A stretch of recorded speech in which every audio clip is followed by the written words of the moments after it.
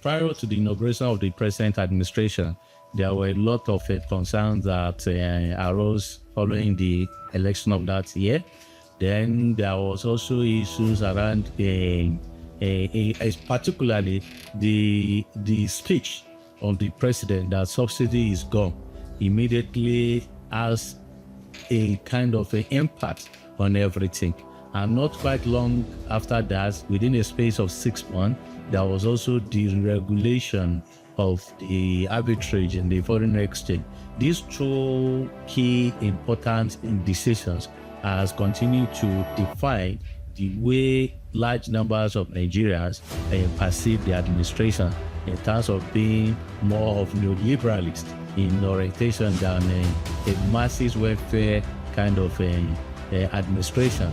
That's likely in any society impacted on the way that as a governance or that administration is rated, not only in Nigeria, across the world. People actually want to part with their money. You understand? Anything that they will part with their money, given the context of a prolonged governance deficit, people really want to see justification. And when they also notice that, whereas, yes, let's give them the benefit of doubt, they also see frivolous kind of spending on the part of government when they are telling the people, for instance, tighten your belt, and the same government is embarking on a prolific in terms of spending that does not add an adequate impact in the life of the people. When you buy new presidential aircraft, when you build new presidential vice presidents or residents and what have you, another kind of administrative spending that does not directly impact on the economy, for instance, or even on the human capital development. And where people also see that despite increase in terms of revenue or in terms of having removed the subsidy, the expected rise in terms of revenue is there, but people still see at the same time that the level of borrowing has also skyrocketed.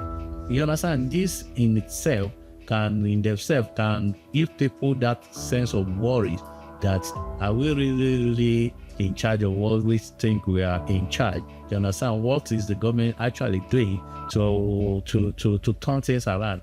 Yes, now in the recent surveys, you have identified consistent, your respondents have identified, they have been given consistent increase in the last 4 months of your survey, from as low as 36 in June to as high as 51%, so your approval rating in September.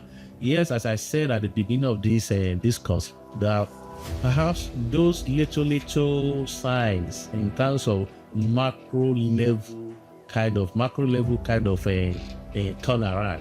You understand? Maybe that's what is that area of hope.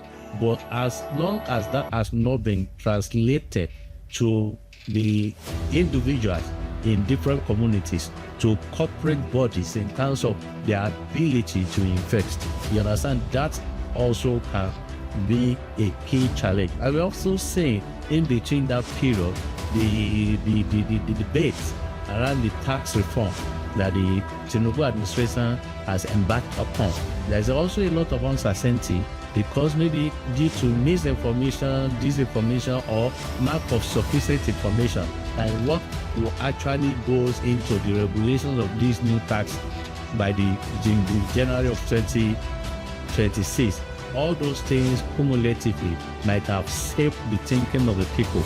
You understand? On one hand, they started saying the faintest sign that things will start normalizing in terms of this, the national fiscal governance says to maintain some kind of stability, but as it has not translated into people's lives in terms of access to healthcare facilities, in terms of affordable education, quality education, in terms of even issues like water, in terms of issues like rent, in terms of human habitat.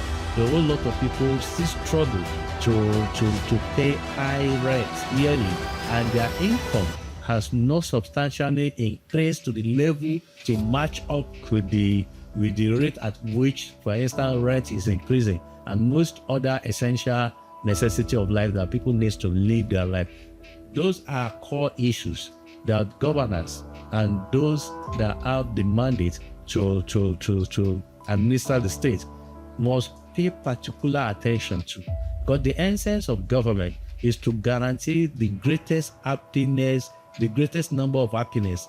How will I put this? The welfare of the people is the central objective of big governance. And once the welfare of the people cannot be guaranteed, there it should be a call for it's a call for concern.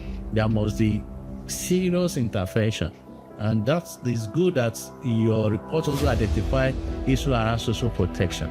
How do we ensure that the most vulnerable among us are supported by the state? Even the best of capitalist states have social welfare packages for their citizens who are finding it difficult to live at optimal rate.